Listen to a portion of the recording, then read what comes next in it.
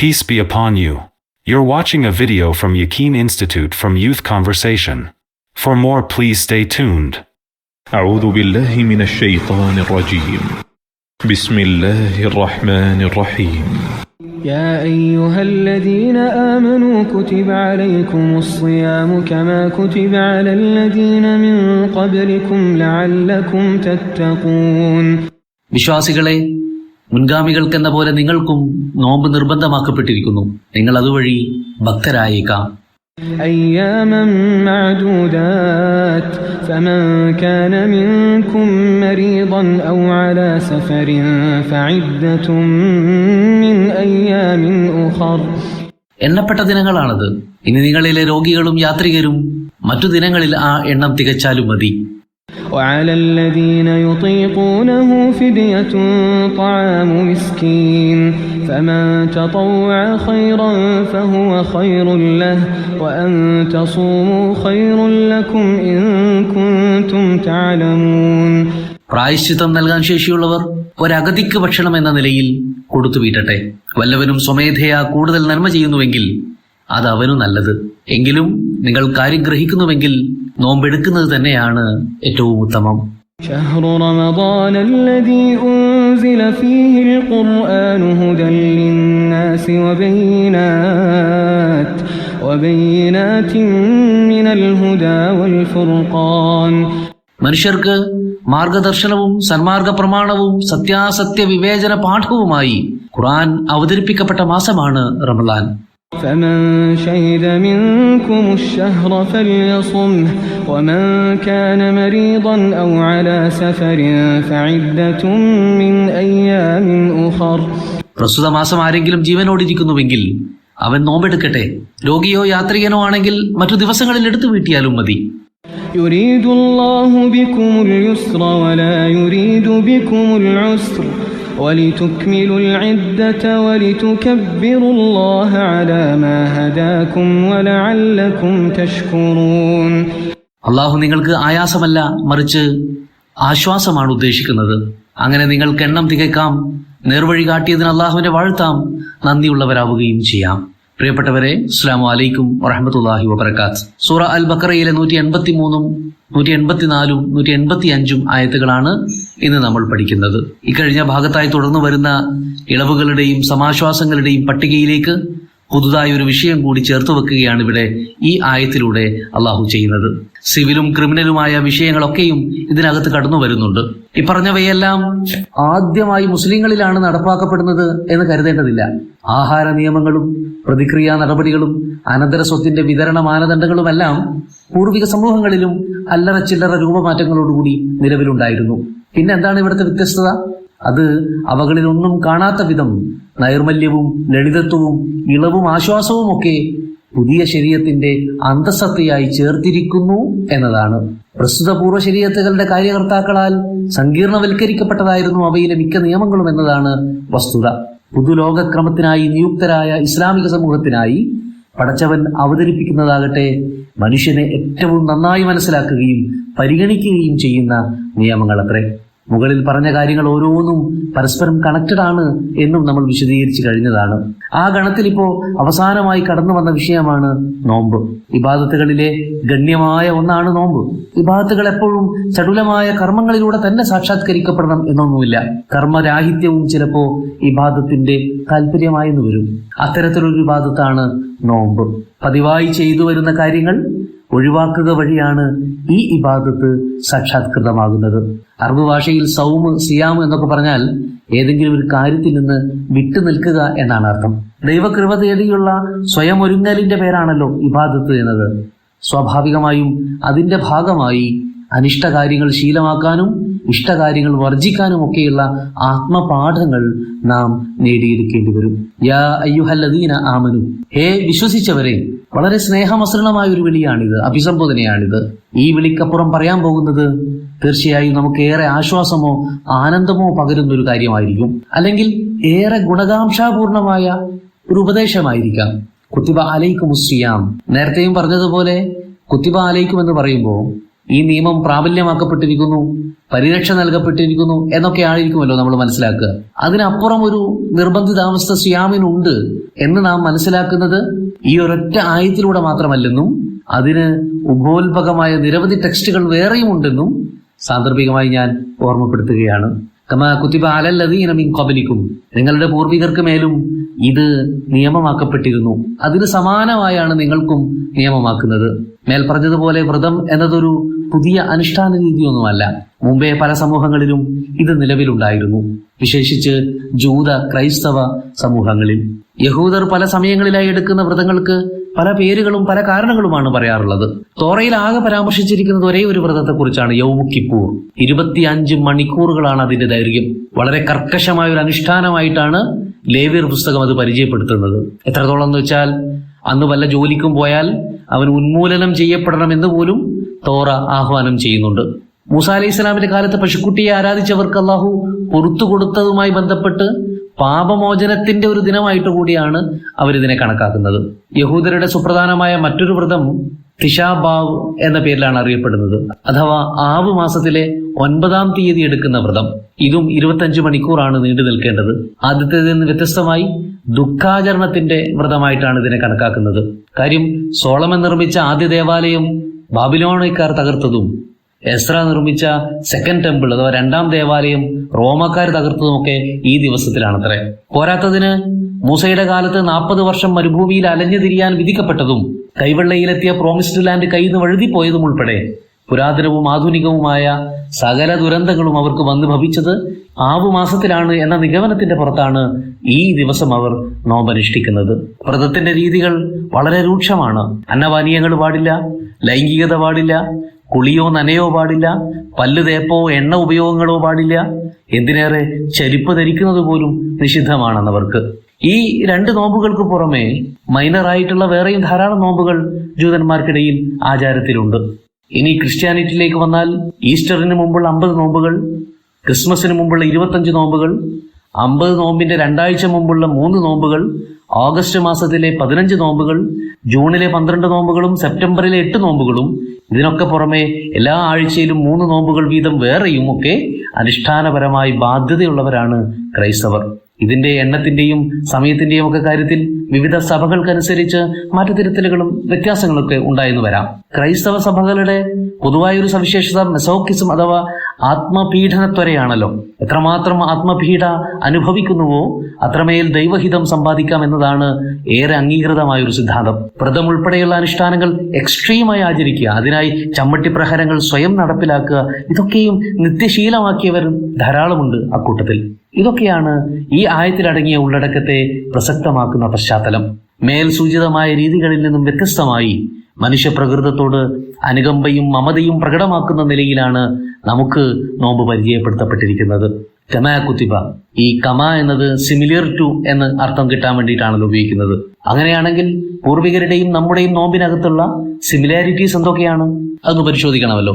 അത് അവകൾ തമ്മിലുള്ള കർമ്മ രീതിയോ അതിന്റെ മൊത്തത്തിലുള്ള രീതിശാസ്ത്രമോ ഒന്നുമല്ല, മറിച്ച് രണ്ടിലെയും നിയമബാധ്യതയും രണ്ടിന്റെയും ലക്ഷ്യവുമാണ് ഈ സിമിലാരിറ്റി. അഥവാ ഈ നോമ്പ് അവർക്ക് മേൽ എപ്രകാരം നിയമബാധ്യതയായിരുന്നോ അപ്രകാരം നിങ്ങളുടെ മേലും ബാധ്യതയാവുകയാണ്. അതുപോലെ അവരിൽ തഖ്വ ഉണ്ടാക്കുക എന്നതായിരുന്നു ലക്ഷ്യം, നിങ്ങളിലും അതുതന്നെയാണ് ലക്ഷ്യം. ഇതാണ് ഇവിടുത്തെ സിമിലാരിറ്റി. ലഅല്ലക്കും തത്തഖൂൻ, അങ്ങനെ അതുവഴി നിങ്ങൾ തഖ്വയുള്ളവരായേക്കാം. ആകുമെന്ന് നിർബന്ധമൊന്നുമില്ല, അതിനനുസരിച്ചുള്ള മാനേഴ്സ് ഒക്കെ പാലിക്കപ്പെടുമ്പോൾ ഒരു പക്ഷേ നിങ്ങൾ തഖ്വയിലേക്ക് ഉയർത്തപ്പെട്ടേക്കാം. അല്ലാതെ നോമ്പെടുക്കുന്ന എല്ലാവരും തഖ്വയുള്ളവരായി തീരും എന്നൊന്നും അള്ളാഹു ഉറപ്പ് പറയുന്നില്ല. ഇനി ഇതിന്റെ അനുഷ്ഠാന രീതിയിലേക്ക് വരുമ്പോൾ മുൻപ് കാണാൻ കഴിയാത്ത വിധം തഖ്ഫീഫുകൾ അഥവാ ലഘൂകരണവും ഇളവുകളും ധാരാളമായി കാണാം. ഒന്ന്, അയ്യാമ മഅദൂദാത്ത്, ചില നിർണിത ദിവസങ്ങളിലാണ് നിങ്ങളുടെ സിയാം. വർഷം മുഴുവൻ ഒറ്റയായും തെറ്റയായും ഇടവിട്ടിടവിട്ട് നോമ്പെടുക്കുക എന്നത് വലിയ ഭാരമായിരിക്കും. സാമൂഹികമോ കുടുംബപരമോ എന്തിനേറെ വ്യക്തിപരമോ ആയ പദ്ധതികൾ അത്രയും അത് ബാധിച്ചേക്കും. പലതരത്തിലുള്ള താളപ്പിഴവുകളും അത് ഉണ്ടാക്കിയെന്ന് വരും.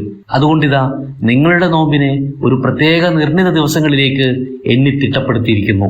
വർഷത്തിലൊരിക്കൽ ഒരു മാസക്കാലയളവിലേക്കാണത് നിർണിതമാക്കിയിരിക്കുന്നത്. നമ്മുടെ സാമൂഹിക കൊണ്ടുകെടുക്കലുകൾക്കും വ്യവഹാരങ്ങൾക്കും വലിയ ആശ്വാസമായിട്ട് അത് മാറും. ഈ പ്രസ്തുത മാസം ഏതാണെന്ന് കുറച്ച് കഴിഞ്ഞ് അള്ളാഹു തന്നെ ഡിക്ലെയർ ചെയ്യാൻ പോകുന്നുണ്ട്. ഇതാണ് ഒന്നാമത്തെ തഖ്ഫീഫ്. രണ്ടാമത്തേത് ഫമൻ കാന മിൻകും മരീദൻ ഔ അലാ സഫരിൻ ഫഇദത്തു മിൻ അയ്യാമിൻ ഉഖർ. വല്ലവനും രോഗിയോ യാത്രികനോ ആണെങ്കിൽ മറ്റൊരു ദിനം നോമ്പെടുത്ത് എണ്ണം തികച്ചാൽ മതി. രോഗത്തെയും യാത്രയെയും വ്യക്തമായി നിർവചിക്കുകയോ പരിധി നിശ്ചയിക്കുകയോ ഒന്നും ചെയ്യാതെ തന്നെ അള്ളാഹു ഇളവ് കോമണായി പ്രഖ്യാപിച്ചിരിക്കുകയാണ്. യാത്ര അവസാനിക്കുകയോ രോഗം ശമിക്കുകയോ ചെയ്താൽ വിട്ടുപോയ നോമ്പുകൾ അത്രയും വേറൊരവസരത്തിൽ നോറ്റുവീട്ടിയാൽ മതി. എല്ലാ ക്ലേശവും സ്വയം ഏറ്റെടുത്ത് ചെയ്തു തീർക്കേണ്ട ബാധ്യതയായിട്ടല്ല ദൈവഹിതത്തോടുള്ള സമരസപ്പെടലിനെ നാം നോക്കിക്കാണേണ്ടത്. ഭാരം ഒഴിവാക്കലും വിനകൾ നീക്കലുമൊക്കെ ഇസ്ലാമിക ശരീഅത്തിന്റെ മൗലിക ഭാവമാണ്. റസൂൽ കരീം സല്ലല്ലാഹു അലൈഹി വസല്ലം അത് വളരെ മനോഹരമായി അവതരിപ്പിക്കുന്നത് ഇപ്രകാരമാണ്: ലാ ലററ വലാ ലിറാർ. സ്വയം പീഡയോ അപരപീഡയോ ഉണ്ടാവരുത് എന്ന്. ഈ മൗലിക തത്വം ഈ വിഷയത്തിൽ മാത്രം പരിമിതമല്ല എന്ന് ഞാൻ പ്രത്യേകം പറയേണ്ടതില്ലല്ലോ. ഇനി വഅലല്ലദീന യുതീഖൂനഹു ഫിദിയത്തു തആമു മിസ്കീൻ, മൂന്നാമത്തെ തഖ്ഫീഫ് പരിചയപ്പെടുത്തുകയാണ്. നേരത്തെ പറഞ്ഞ ആ നിർണിത ദിവസങ്ങളിൽ നോമ്പെടുക്കാൻ സാധിക്കാതിരിക്കുകയും എന്നാൽ പ്രായശ്ചിത്തമായി അഗതിയുടെ ഭക്ഷണം കൊടുക്കാൻ ശേഷിയുണ്ടാവുകയും ചെയ്യുന്നവർ ആ പ്രായശ്ചിത്തം നൽകിയാൽ മതി. അഥവാ അതികഠിനമായ ബലഹീനതയും പ്രതിബന്ധങ്ങളും ഉണ്ടായിരിക്കെ നോമ്പെടുക്കുന്നതിൽ നിർബന്ധ ബുദ്ധി കാണിക്കണമെന്നില്ല. അത്തരക്കാർക്കുള്ള പ്രായശ്ചിത്ത ഓപ്ഷനാണ് ഫിദിയ എന്നത്, അഥവാ ഓരോ നോമ്പിനും ഓരോ അഗതിക്കുള്ള ഭക്ഷണം വിതരണം ചെയ്യുക എന്നത്. ആ ഓപ്ഷൻ സ്വീകരിച്ചാൽ മതി. ഇതാണ് പടച്ചവൻ നമുക്ക് അരുളിയിട്ടുള്ള മൂന്നാമത്തെ സമാശ്വാസം. കൂട്ടത്തിലൊരു കാര്യം ചേർത്ത് പറയട്ടെ, ഒന്നുകിൽ നോമ്പ് അല്ലെങ്കിൽ ഫിദിയ, ഇങ്ങനെ രണ്ടാലൊരു തെരഞ്ഞെടുപ്പ് നടത്താനുള്ള അവസരമൊന്നും അല്ലാഹു നമുക്ക് നൽകിയിട്ടില്ല കേട്ടോ. യാത്രക്കാരന്റെയും രോഗിയുടെയും കാര്യമാണ് ആദ്യം പറഞ്ഞത്. അവർക്ക് ആ പെർട്ടിക്കുലർ തടസ്സം എപ്പോൾ നീങ്ങുന്നോ അപ്പോൾ അവർ നോമ്പെടുത്ത് ആ കടം വീട്ടിയേക്കണം. എന്നാൽ ചിലർ അനുഭവിക്കുന്ന തടസ്സങ്ങളും പ്രതിബന്ധങ്ങളും അത് എന്നെങ്കിലും ജീവിതത്തിൽ നിന്ന് വഴിമാറിപ്പോകുമെന്ന് ഒരു പ്രതീക്ഷയും ഇല്ലാത്തവയുമാകാം. അത്തരക്കാരോടാണ് പറയുന്നത്, നിങ്ങൾക്ക് ഓരോ നോമ്പിനും ഫിദിയ എന്ന വണ്ണം ഓരോ വ്യക്തികൾക്കുള്ള ഭക്ഷണം കൊടുക്കാൻ കഴിയുമോ അത് കൊടുത്താൽ മതി. ഫമൻ തതവ്വഅ ഖൈറൻ ഫഹുവ ഖൈറുല്ല. ഈ പറഞ്ഞതിനും ഏറെ ഒരാൾക്ക് ഫിദിയ കൊടുക്കണമെന്ന് തോന്നുകയാണെങ്കിൽ അല്ലെങ്കിൽ അതിന് ശേഷിയുണ്ടെങ്കിൽ അയാളത് ചെയ്തോട്ടെ. തീർച്ചയായും അതിന്റെ ഗുണം അയാളെ തേടി വരും. മുമ്പ് നമ്മൾ പറഞ്ഞിട്ടുണ്ട്, ഫിദിയ, കഫാറത്ത് മുതലായ നിയമങ്ങളൊക്കെ ഏത് സ്റ്റാൻഡേർഡിലുള്ള ഒരാൾക്കും അഫോർഡ് ചെയ്യാൻ പറ്റുന്ന മിനിമൽ രീതിയിലായിരിക്കും അള്ളാഹു നിയമമാക്കിയിട്ടുണ്ടാവുക. സ്വമേധയാ ഒരാൾ അതിലേറെ ചെയ്യാൻ സാധിക്കുന്നുവെങ്കിൽ അത് ചെയ്യട്ടെ. അതിനുള്ള പ്രോത്സാഹനവും കൂടെ തന്നെ അള്ളാഹു ചെയ്യും. നിയമം ഏറ്റവും മിനിമലായി നിലനിൽക്കെ തന്നെ അധികമായി വ്യയം ചെയ്യുന്നതാണ് അള്ളാഹു നമ്മിൽ നിന്ന് താല്പര്യപ്പെടുന്നത്. ഇവിടെ ശ്രദ്ധേയമായ മറ്റൊരു കാര്യം കൂടി കിടപ്പുണ്ട്. ഒരു വ്യക്തിയുടെ വീഴ്ചയുടെ അല്ലെങ്കിൽ പാപത്തിന്റെയൊക്കെ പരിഹാരം മറ്റൊരു വ്യക്തിയുടെ അന്നമായും മരുന്നായും സ്വാതന്ത്ര്യമായും ഒക്കെ മാറുന്ന ഒരു കൗതുകകരമായ മാനവിക മൂല്യമുണ്ട് അവിടെ. ഇതൊരു പക്ഷേ ഇസ്ലാമിന് മാത്രം സാധ്യമാകുന്ന ഒരു അത്ഭുതമാണ്. വഅൻ തസൂമു ഖൈറുൽ ലക്കും ഇൻ കുൻതും തഅലമൂൻ. എന്നാൽ താരതമ്യേന ഫിദിയയേക്കാൾ മികച്ച തീരുമാനം നോമ്പ് തന്നെയാണ്. നിങ്ങൾക്ക് വിവരമുണ്ടെങ്കിൽ അത് മനസ്സിലാക്കാം. അതായത് പ്രായശ്ചിത്തം ഒരിക്കലും തനത് കർമ്മത്തിന് തത്തുല്യമാവുകയില്ല. പ്രായശ്ചിത്തം നമ്മുടെ മേലുള്ള ബാധ്യതയുടെ പൂർത്തീകരണം മാത്രമാണ് സാധ്യമാക്കുന്നത്. നോമ്പിന് പകരം ഫിദിയ കൊടുക്കുന്നതോടെ നോമ്പിലൂടെ ആർജിക്കേണ്ട ഖൈറുകളെല്ലാം നമ്മിലേക്ക് എത്തിച്ചേരുമെന്നൊന്നും പ്രതീക്ഷിക്കേണ്ടതില്ല. അതുകൊണ്ട് നോമ്പ് ഏതെങ്കിലും നിലക്ക് സാധ്യമാകുമെങ്കിൽ അത് തന്നെ വേണം തിരഞ്ഞെടുക്കാൻ. അതുപോലും സാധ്യമാകാത്ത ആളുകൾക്കുള്ള ഓപ്ഷനാണ് മുകളിൽ പറഞ്ഞിരിക്കുന്നത്. ഷഹ്റു റമദാൻ അല്ലദീ ഉൻസില ഫീഹിൽ ഖുർആൻ. നേരത്തെ സൂചിപ്പിച്ചല്ലോ, കുറച്ച് എണ്ണിത്തിട്ടപ്പെടുത്തിയ ദിനങ്ങളിലാണ് നോമ്പ് എന്ന്. ആ എണ്ണിത്തിട്ടപ്പെടുത്തിയ ദിനങ്ങളാണ് ഷഹ്റു റമദാൻ. അതിവിടെ ഡിക്ലെയർ ചെയ്യുകയാണ്. എന്തുകൊണ്ടാണ് ഈ മാസം തിരഞ്ഞെടുക്കപ്പെട്ടത്? ഉൻസില ഫീഹിൽ ഖുർആൻ. ഈ മാസത്തിലാണ് പരിശുദ്ധ ഖുർആൻ അവതീർണമായിരിക്കുന്നത് എന്ന് തന്നെയാണ് ഈ തിരഞ്ഞെടുപ്പിന്റെ ഹേതു. ആ ഖുർആനാവട്ടെ ഹുദൽ ലിന്നാസി വബയ്യിനാത്തിൻ മിനൽ ഹുദാ വൽ ഫുർഖാൻ, അത് ജനങ്ങൾക്കാകമാനമുള്ള ഹിദായത്തും ഉത്തമ ബോധ്യം ഉറപ്പാക്കുന്ന തെളിവും സത്യാസത്യ വിവേചന ഉപാധിയുമാണ് എന്നതാണ് വസ്തുത. വഴികാട്ടി, മാർഗദീപം, പരമാർത്ഥത്തിലേക്കുള്ള ദിശാസൂചകം, ഇതൊക്കെയാണ് ഈ ഹിദായത്ത് എന്ന് പറയുന്നത്. ഖുർആൻ അതൊക്കെയാണ്. ഇത് മുഴുവൻ മനുഷ്യരുടെയും അവകാശവുമാണ്. വബയ്യിനാത്തിൻ മിനൽ ഹുദാ, ഒരു വസ്തുതയെ സ്ഥിരീകരിക്കാനും അതിന്റെ ആധികാരികത ഉറപ്പുവരുത്താനും നമ്മെ സഹായിക്കുന്ന ക്രൂഷ്യൽ എവിഡൻസുകൾക്കാണ് ബയ്യിനാത്ത് എന്ന് പറയുന്നത്. മുൻകാല വേദങ്ങളെ കുറിച്ച് പറയുമ്പോഴൊക്കെ അള്ളാഹ് പറയാറുള്ളത് ബിൽ ബയ്യിനാത്ത്, അഥവാ ബയ്യിനത്തുകളോടൊപ്പമാണ് ആ വേദങ്ങളെ അവതരിപ്പിച്ചിരിക്കുന്നത് എന്നാണ്. എന്നാൽ ഇവിടെ ഖുർആനെ കുറിച്ച് പറയുമ്പോൾ ഇത് തന്നെ ബയ്യിനാത്ത് ആണെന്നാണ് പറഞ്ഞിരിക്കുന്നത്. അഥവാ ഇതിന്റെ ആധികാരികത വെളിപ്പെടുത്താൻ മറ്റൊരു ഏജൻസിയുടെ ആവശ്യമേ വരുന്നില്ല. ദീനുൽ ഇസ്ലാമിലേക്ക് അതിന്റെ ഒന്നാം നാൾ മുതൽ ഇന്ന് വരെ കടന്നു വന്നിട്ടുള്ള മുഴുവൻ മനുഷ്യരും ഒരുപോലെ സാക്ഷ്യപ്പെടുത്തുന്ന ഒരു കാര്യം കൂടിയായിരിക്കും അത്. ഖുർആൻ സ്വന്തം നിലക്ക് തന്നെ അവരെത്രമാത്രം സ്വാധീനിച്ചിട്ടുണ്ടാകും എന്നത് അവരോട് ചോദിച്ചാൽ അറിയാം. ഇത് ഫുർഖാൻ കൂടിയാണ്. അഥവാ ഏത് കെട്ട കാലത്തും ധാർമ്മികതയെയും അധാർമികതയെയും, സദാചാരത്തെയും ദുരാചാരത്തെയും, എല്ലാ നന്മതിന്മകളെയും ശരിതെറ്റുകളെയും ഡിസ്റ്റിങ്വിഷ് ചെയ്യാനുള്ള, വേർതിരിച്ച് വ്യവച്ഛേദിച്ച് മനസ്സിലാക്കാനുള്ള ഒരേ ഒരു അൾട്ടിമേറ്റ് ടൂളാണ് ഖുർആൻ. ആരാണ് മേൽപ്പറഞ്ഞ മൂല്യങ്ങളെയും സങ്കല്പങ്ങളെയും ഒക്കെ നിർവചിക്കേണ്ടത്? അത് ഖുർആൻ മാത്രമാണ്. ഫമൻ ഷഹിദ മിൻകും അശ്ശഹറ ഫല്യസും. അങ്ങനെയുള്ള ആ ഖുർആൻ അവതരിപ്പിക്കപ്പെട്ട റമദാൻ മാസത്തിൽ ആര് ഹാജരായിരിക്കുന്നു, അല്ലെങ്കിൽ അതിലെ ചന്ദ്രപ്പിറവിക്ക് ആര് സാക്ഷിയാകുന്നുവോ അവരൊക്കെയും നോമ്പെടുത്തിരിക്കണം. അവൻ കാന മരീദൻ ഔ അലാ സഫരിൻ ഫഇദ്ദത്തുൻ മിൻ അയ്യാമിൻ ഉഖർ. അപ്പോഴും മേൽ പറഞ്ഞത് മറക്കണ്ട. രോഗികൾക്കും യാത്രികർക്കും ഈ മാസത്തിലെ നോമ്പ് വല്ലതും നഷ്ടമായാൽ ആ എണ്ണം ഇതര ദിവസങ്ങളിൽ തികച്ചാൽ മതി. യുരീദുല്ലാഹു ബികുമുൽ യുസ്ര വലാ യുരീദു ബികുമുൽ ഉസ്ർ.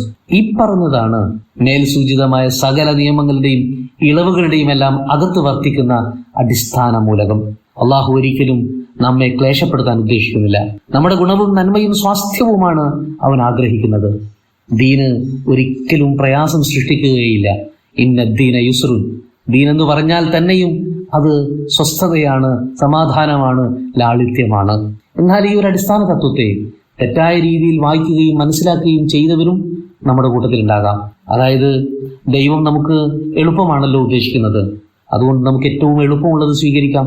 ദൈവം നമുക്ക് ആശ്വാസമാണല്ലോ ഉദ്ദേശിച്ചിരിക്കുന്നത്, അതുകൊണ്ട് എനിക്ക് ഏറ്റവും ആശ്വാസമുണ്ടാക്കുന്ന മസ്അല ഞാൻ കണ്ടെത്താം എന്ന രീതിയിൽ അപ്രോച്ച് എടുക്കുന്നവരുണ്ട്.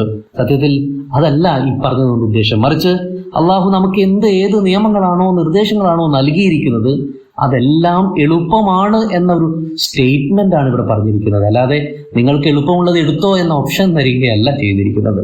അഥവാ ലളിതമായതും ഭാരമേതുമില്ലാത്തതുമായ സുന്ദരമായ ഒരു ദീനാണ്, ജീവിത പദ്ധതിയാണ് അവൻ നമുക്ക് മുന്നിൽ ആവിഷ്കരിച്ച് തന്നിരിക്കുന്നത്. അതിനെ ഒരു ലളിതമായ ഒന്നായി തന്നെ മനസ്സിലാക്കുകയും കർക്കശമോ ഭാരമോ ഇടങ്ങാറോ പിടിച്ച ഒന്നായി നമ്മൾ മനസ്സിൽ കരുതാതിരിക്കുകയും ചെയ്യുക എന്നതിനു വേണ്ടിയിട്ടാണ് ഈ പരാമർശം ഇവിടെ നടത്തിയിരിക്കുന്നത്. വലിതുക്കുമിൽ ഇദ. ഇങ്ങനെയൊക്കെ നിങ്ങൾക്ക് നൽകിയിരിക്കുന്ന ഇളവുകളെല്ലാം ഉപയോഗപ്പെടുത്തി നിങ്ങൾ എണ്ണം തികയ്ക്കുക. വലിതുഖബ്ബിറുല്ലാഹ അലാ മാ ഹദാക്കും. സന്മാർഗം എന്ന മഹാ അനുഗ്രഹത്തിന്റെ തണലിൽ എത്തിപ്പെടാൻ സാധിച്ചതിലുള്ള സായുജ്യത്താൽ അള്ളാഹുവിനെ വാഴ്ത്തിക്കൊണ്ടേയിരിക്കുകയും ചെയ്യാം. വലഅല്ലക്കും തഷ്കുറൂൻ. അതുവഴി നിങ്ങൾക്ക് അഥവാ നമുക്ക് കൃതജ്ഞതയുള്ളവരായി തീരുകയും ചെയ്യാം. ഇത്രയുമാണ് സിയാമുമായി ബന്ധപ്പെട്ട ആദ്യ ഭാഗത്ത് പരിഗണിക്കപ്പെട്ടിരിക്കുന്നത്.